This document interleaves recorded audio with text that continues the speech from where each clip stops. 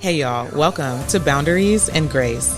My name is Taylor Chandler. I'm a licensed marriage and family therapist, helping you break negative relationship patterns by shifting your attachment style.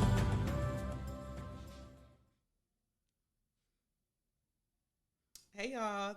Y'all want to talk about women who are abstinent. Ladies, some things to consider while you're dating. And men, hopefully this gives you some insight into what is going on and why you're hearing this so much. Before we get into this considerations, y'all, being abstinent is a personal choice that anyone can make, man or woman. You can be abstinent for any reason you choose. But understand this, your choice to be abstinent can be coming from a healthy place or an unhealthy place. Just like your choice to diet can be coming from a healthy place or an unhealthy place. For example, maybe you want to diet because you know that you are 40 pounds overweight and you know that you need to get your weight down because you need to get your cholesterol down and you need to get your blood pressure back to some reasonable levels. Okay, that's coming from a healthy place. But if I'm dieting because I'm afraid that if I gain any weight, I will not be able to get it off, that's still dieting, but it's coming from an unhealthy place. So you can be making a decision. You can be saying you've made a decision. You can be saying that you're doing something, but where it's coming from is very important. And I think that one of the reasons why I'm tackling this today, and I hope it doesn't take a long time, but I say that every time, and then we're here for 2 hours. But one of the reasons why I'm tackling this today is because I think, and I know that a lot of women in particular, because there's way more women that say that they're abstinent than men, a lot of women in particular are saying that they're abstinent and it's not coming from a healthy place. That's obviously not everybody, but I gotta say that for the record. So my goal here is definitely not to undermine abstinence.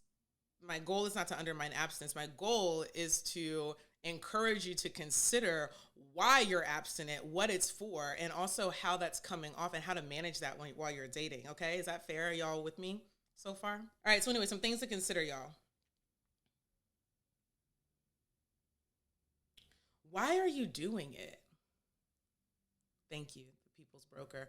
Why are you doing it? Why are you?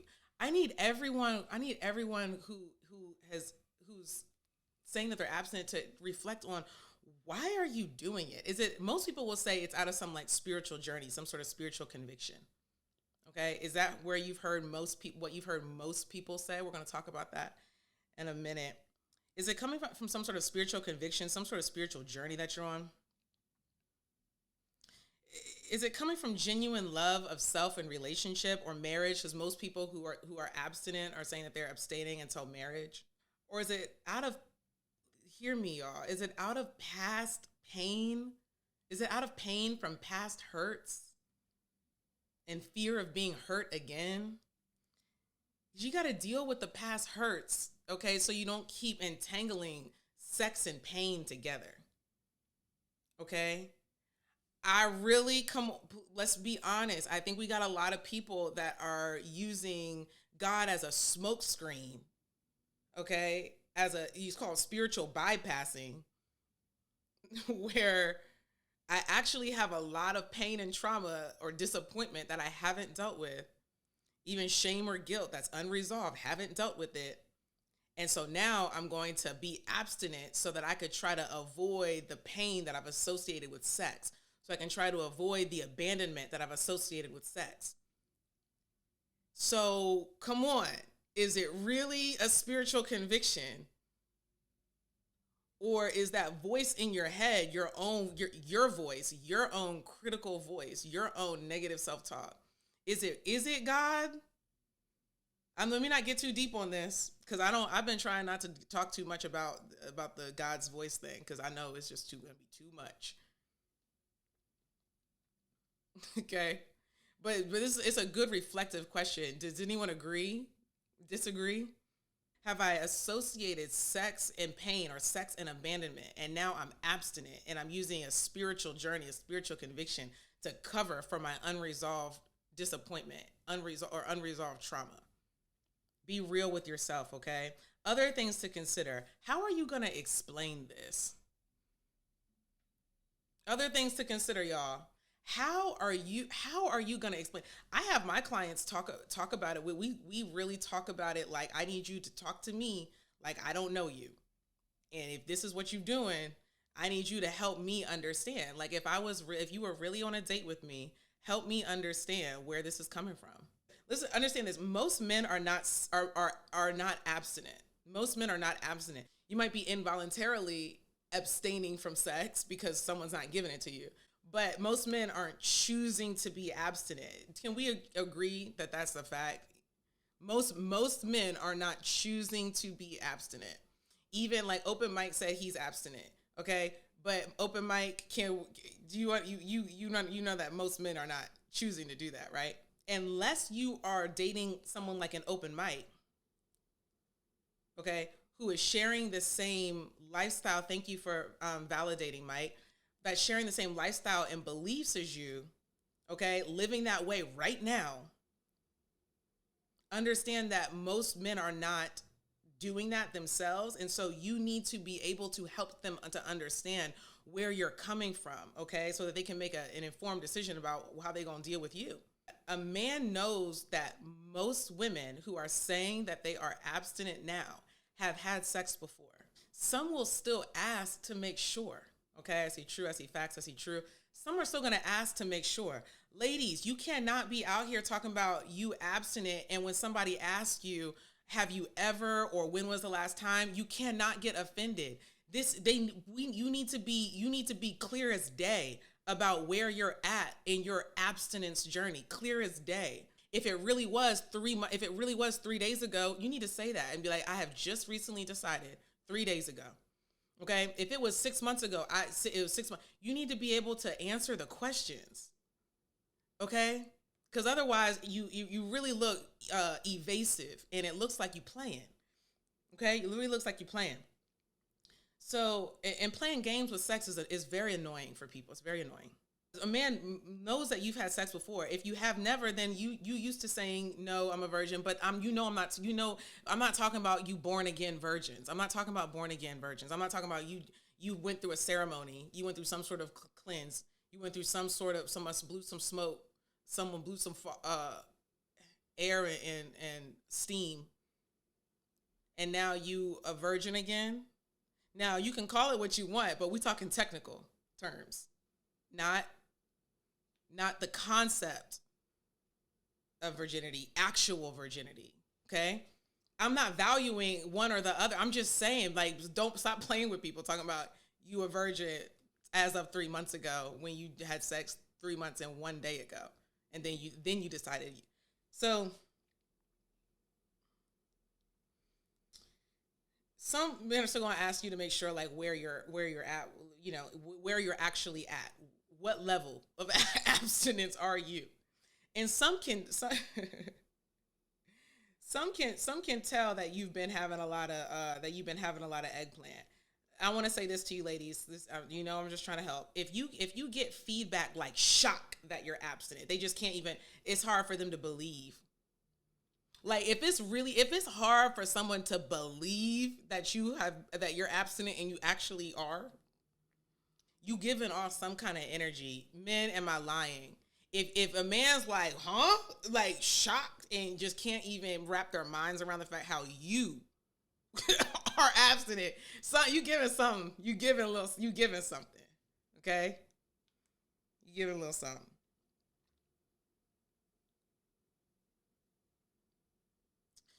Things to consider, ladies. When are you telling someone? Again, playing games about sex is annoying for people. Don't surprise that man when y'all hot and heavy at your place. Don't drag it out for 30 days waiting to tell him. Don't wait for him y'all on date number 4 or 5 and you just now want to bring it up. Now it's kind of like, even if he was gonna even if he wasn't living that life himself, because most aren't, right? So let's just say he's not. Even if he wasn't living that life himself, the fact that you dragged it and you knew where you were at is enough for some men to leave you alone on principle, okay? Not because of the principle of abstinence, because the principle of the drag. And you're not giving somebody enough runway to make a decision about how they want to proceed with you. What if they don't want to date someone who's doing that and you just dragged it out? Now you're 6 weeks in talking about, oh, by the way, when you knew where you were at. So don't drag it. Okay? You need to so you really need to consider when you're telling him. Someone who values and respects it will adhere to your boundaries, but he will also know, ladies, that you are lying if you break your own boundaries. He will know that you playing. He will know that you're not really committed. It wasn't really a commitment. If he can try you and you just sink in, you just noodle on up. Okay? He'll know that you're lying to either him or you're lying to yourself. So you gotta be real about what you're really doing and stick to it. Because if a man who respects it, he'll adhere to it, but he'll know that you're lying if you don't respect your own commitment enough to actually commit to it. It's not a commitment. It was a good idea. Okay? It was a thought. It was something you heard about, but not something you were really committed to. If he can try your boundaries and your boundaries break, that's not conviction. Okay? When he said, how soon should you bring it up? Gentlemen, how soon would you like to know? How about we ask that question before I even answer it? How soon would you like to know, gentlemen, that she is abstinent? How soon would you like to know? Drop that in the chat, guys. Better question is, what's reasonable? Okay, because maybe you like, I want to know before I even, but right when we match on the hinge, or right when I meet you, I want to know. But let's be reasonable, right? What's a reasonable amount of time? Someone said, Sunkissed and Blessed said, I disclose this information when we talk about how important sex is. Okay. Respect My Flex said, all facts. Does this level of authenticity actually exist? Yes, it does. It does. Okay, the question again is, what is a reasonable amount of time that you need to know if she is abstinent? Okay. Rodney, hey Rodney, he says in the first 3 days. Respect My Flex says, first meeting, I want to know. Justin Kendrick said, second date at the latest. Okay, so ladies, please pay attention. Let me actually screenshot so I can include this so they can see. Look, So said immediately. He said, tell me right away. He said, do not play with me. I want to know right away. And understand, y'all, just because someone wants to know right away doesn't necessarily mean that it's so that they can know that they need to bounce. Sometimes they just need to know so they can wrap their mind around it and be able to make an informed decision. And not to say that some people won't just bounce and be like, okay, we live in different lives and that's not for me. Okay? But if it's truly your conviction, you shouldn't be trying to manipulate with it by delaying the information or trying to strategize about it for real. Like, if it's truly your conviction, their response should not move you, right? I think that's really helpful. So, gentlemen, thank you for answering, okay, and giving some feedback on that. So, ladies, you need to consider, when are you telling someone?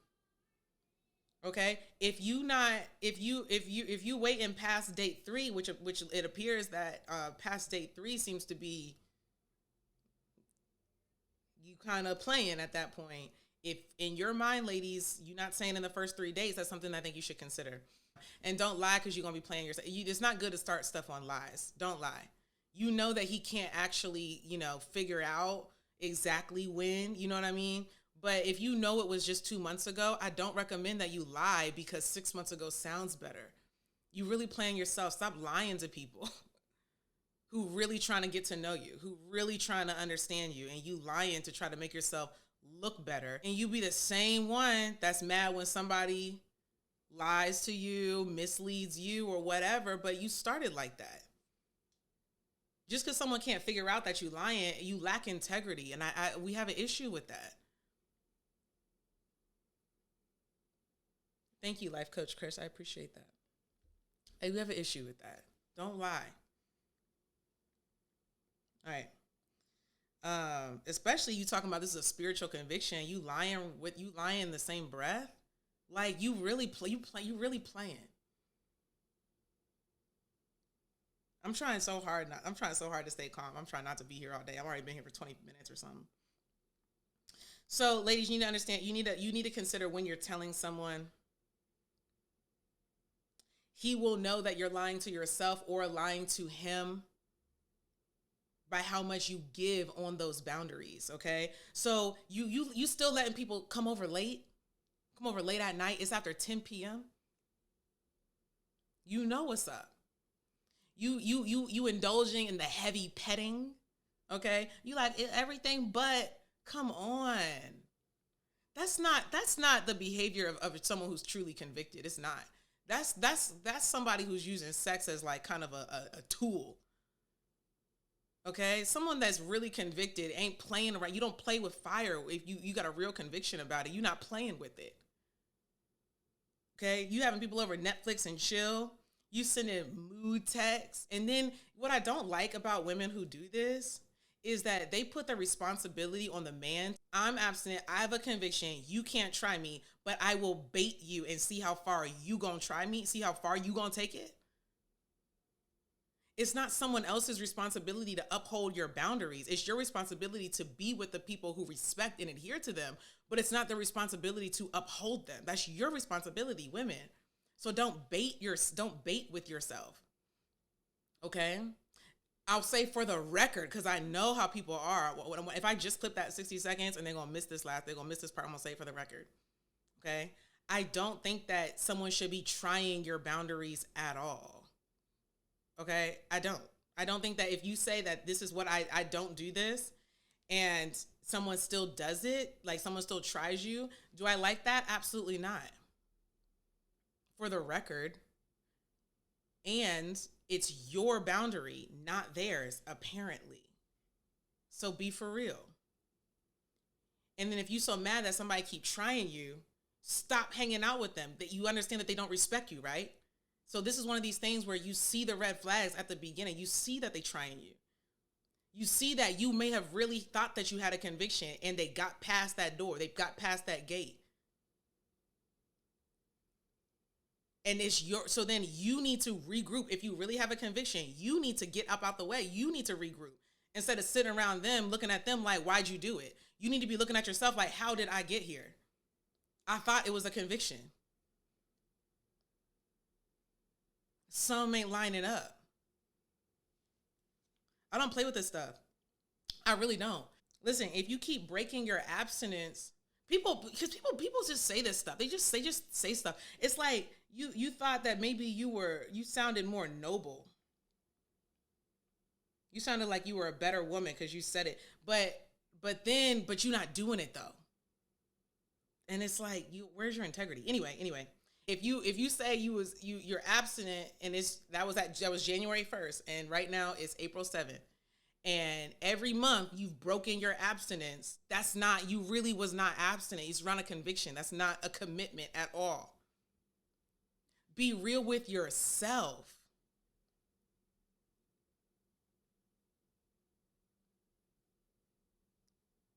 Maybe you thought you sounded better by saying that you were abstinent, but really you weren't really about that life. Okay, maybe you like how it tests men on dates. Maybe you like how it tests people. But whatever it is, if you keep breaking it, it's not a commitment. If this was really a spiritual conviction, how do you help somebody understand your spiritual conviction? Because it's not always a spiritual conviction for people, but most women that claim that they're abstinent are doing it because they say that they have a spiritual conviction, not because of like saying the truth, which might be I'm just waiting for the right person. But they don't have a spiritual conviction about it. If this is a spiritual conviction for you, how do you help that other person understand that? Some people really hide behind God as a smoke screen, and you'll say something like, well, God told me to be abstinent. God told me to wait for my husband. God said this, God said that. God really convicted me about this. And you just kind of say it. Okay, thank you. And you expect someone to just accept that God told you something without it, just accept your revelation or accept what you hearing God's voice with no questions asked. And sometimes someone wants you to do that because that's what they are told to do, to just accept whatever God said or whatever you think he said, just don't really question it. If that's how you live, okay. But if you saying you got a spiritual conviction, and it's just because God just told you to do it, or you just felt led. Have you really done any kind of study on this in whatever spiritual text you use? And most people, are going to say that they're Christian. So I'm going to say the Bible just for the record. Have you really done any study on what abstinence is, or what God really said? And if you're saying that you're abstinent till marriage, have you really done a biblical study on marriage? I'm not saying you haven't. I'm just asking if you have. I'm just bringing it up to I'm just bringing it to your attention, because sometimes we want to use a word, or we want to use a strategy and say it's a spiritual conviction, but you don't have any ground to stand on. So if you're saying abstinent till marriage, and this is a spiritual conviction, do you have an idea? Do you know what marriage is outside of a next step in a relationship? Like, have you actually done any kind of study on that? Have you actually talked to anybody about that? Are you actually committed to that? Or again, are you using abstinence as a tool, as some sort of spacer between you and other people, as some sort of way to control intimacy and control someone staying or leaving you? Like, is it really a conviction, or is it a tool? That's like is it really a conviction, or is it really a tool? And you know what? Not everyone believes the Bible. Like, Black people have to understand, like, not every Black person believes the Bible. Like, not every Black person is Christian. So it's just like the assumptions that we make because we're Black. So, yeah, not everyone has the same beliefs.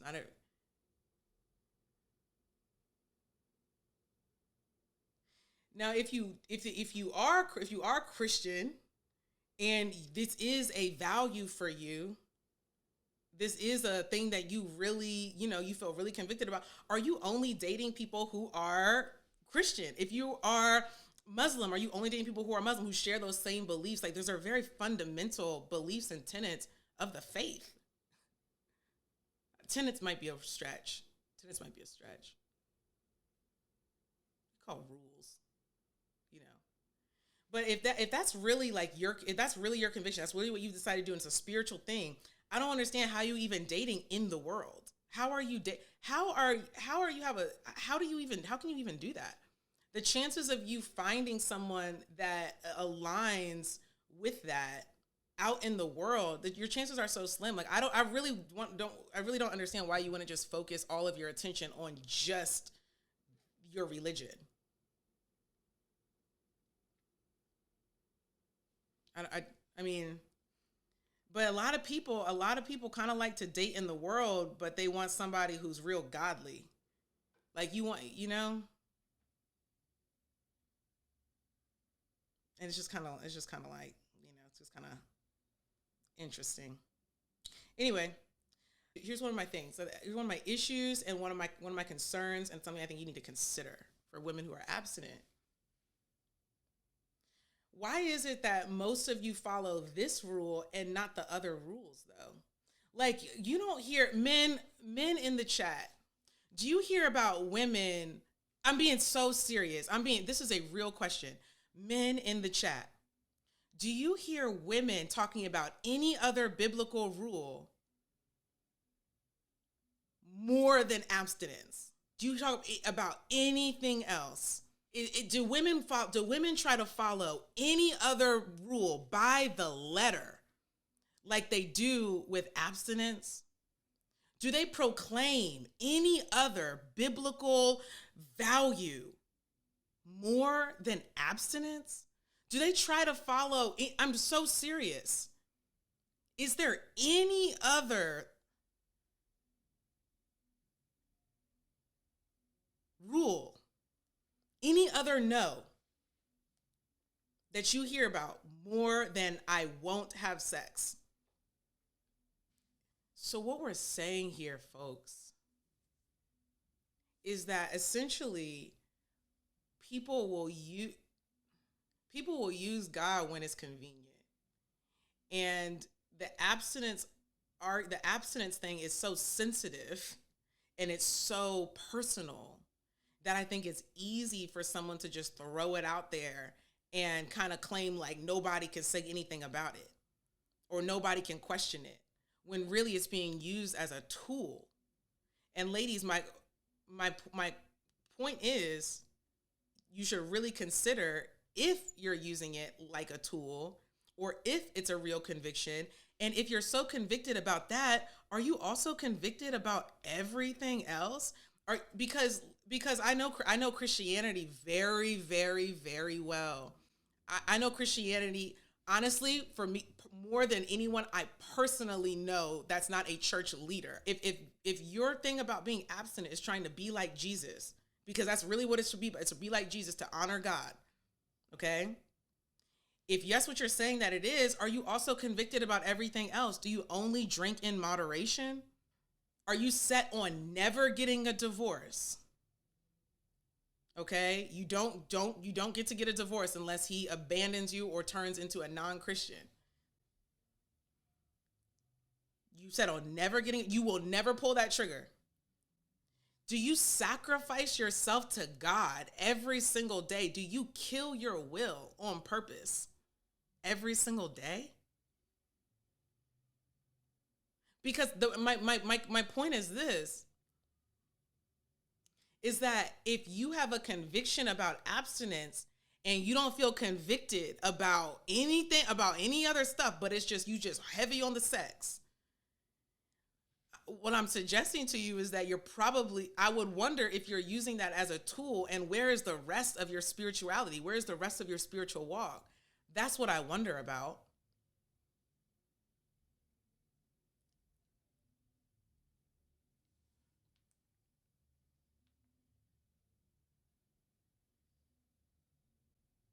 Do you really repent? Do you really go back? Do you really go back to who you've wronged and apologize? Verbally, you express that? Do you really love your enemies? Do you really never worry? Are you determined to have the joy of the Lord in your heart? Are you always just giving and sacrificing and serving? Have you devoted your entire life? Or are you just using abstinence as a convenient tool and like this fake nobility? Of course, not everybody is faking it or using it as some sort of tool. My point is that I think a lot of people do. And I know that when I was in it, that's when I recognized it, the hypocrisy and the weaknesses and the disingenuousness the most.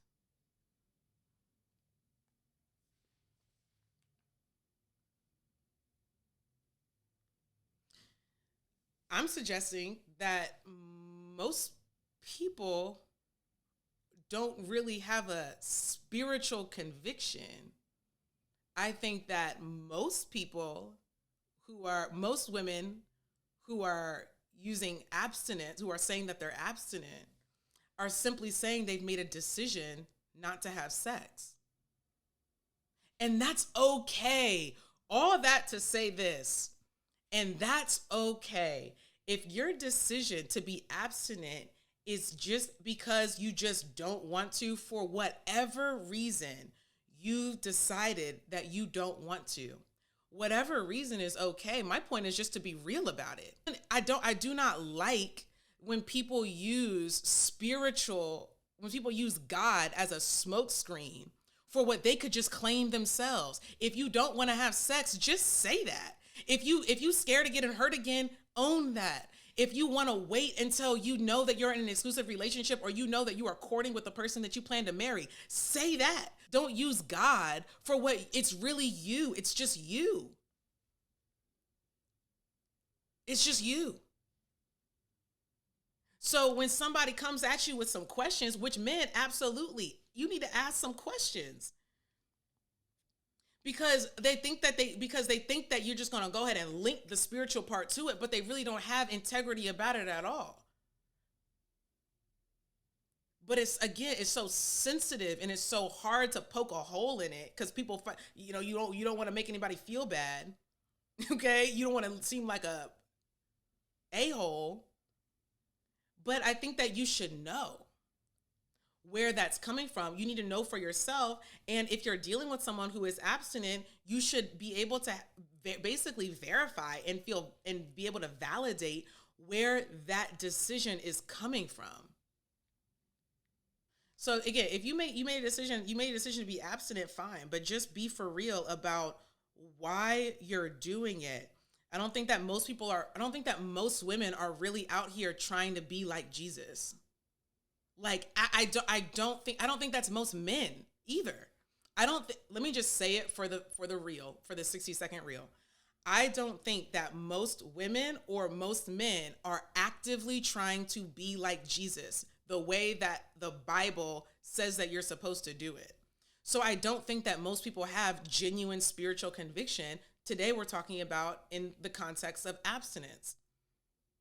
I don't think a lot of people feel spiritually convicted. I think people use the word conviction and use God as smokescreens for their own subconscious or their own self-talk or their own ego or their own desires or their own simple pure will.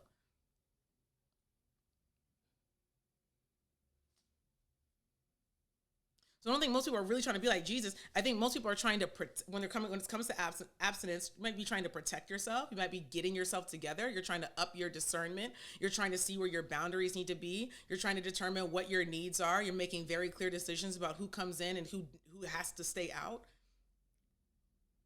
And all those reasons are just fine for abstinence. Be honest about where that's really coming from, so that when you're actually presenting this to someone, they can have an idea of genuinely what to expect from you and how to maneuver around you, and they can make informed decisions about you if they really want to deal with you, if they really want to date you. Okay. So when you're sharing these kinds of things with someone, like maybe you don't want to have sex because in your past you did it too early, and then people weren't committed to you the way that you expected them to. You got your feelings hurt, and it made you distrusting and skeptical of opening yourself up like that to men in the future. I mean, that's a huge chunk of the people, right? Right there. There was no God in there. That's just your actual life that says, hey, maybe I should have more boundaries around sex. You don't need a personal spiritual revelation to get to that. But anyway, you understanding like where that comes from within you, where this reason comes from within you, and being able to express that to someone that you're dating. It's not giving them a blueprint to manipulate you. Some people, they don't want to share with you.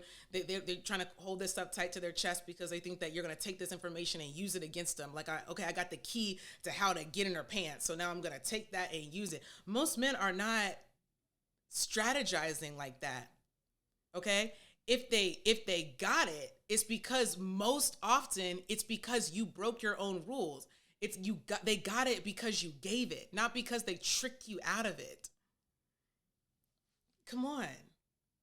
It's just a dangerous game when you just tell yourself that you've been manipulated and tricked, when it was really just, oops, I wanted to do it and I did it, and I said I wasn't going to do it, but I did it anyway.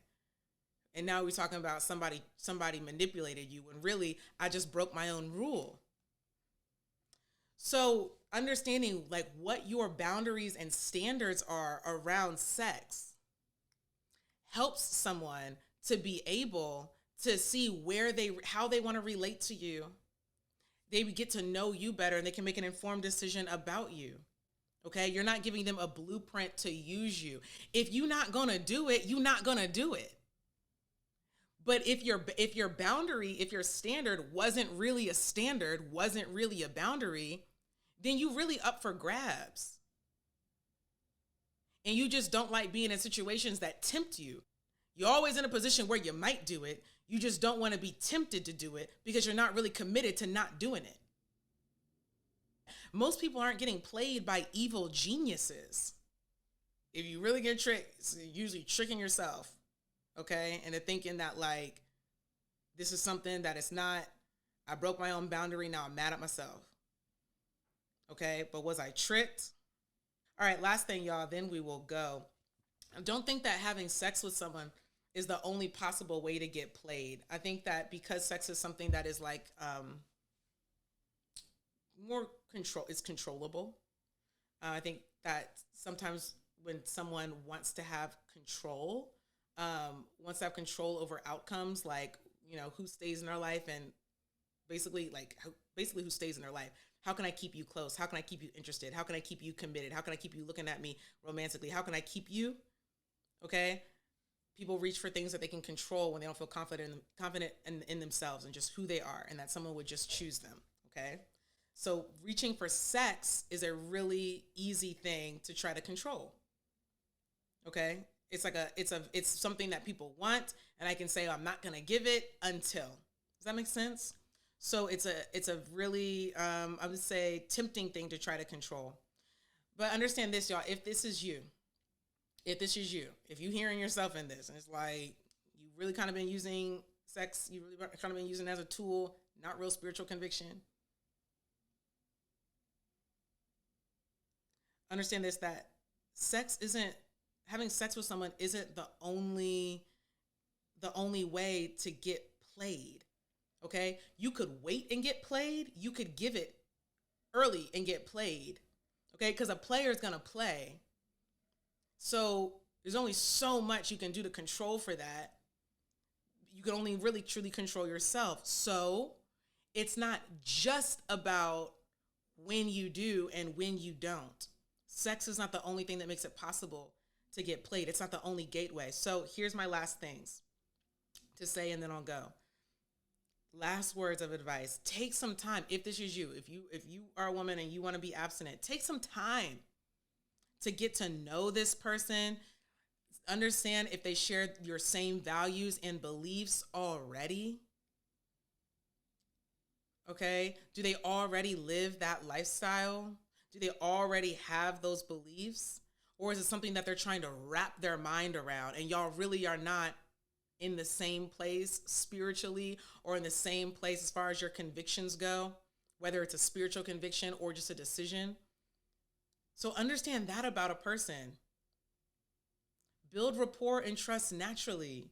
Pay attention to inconsistencies and address them.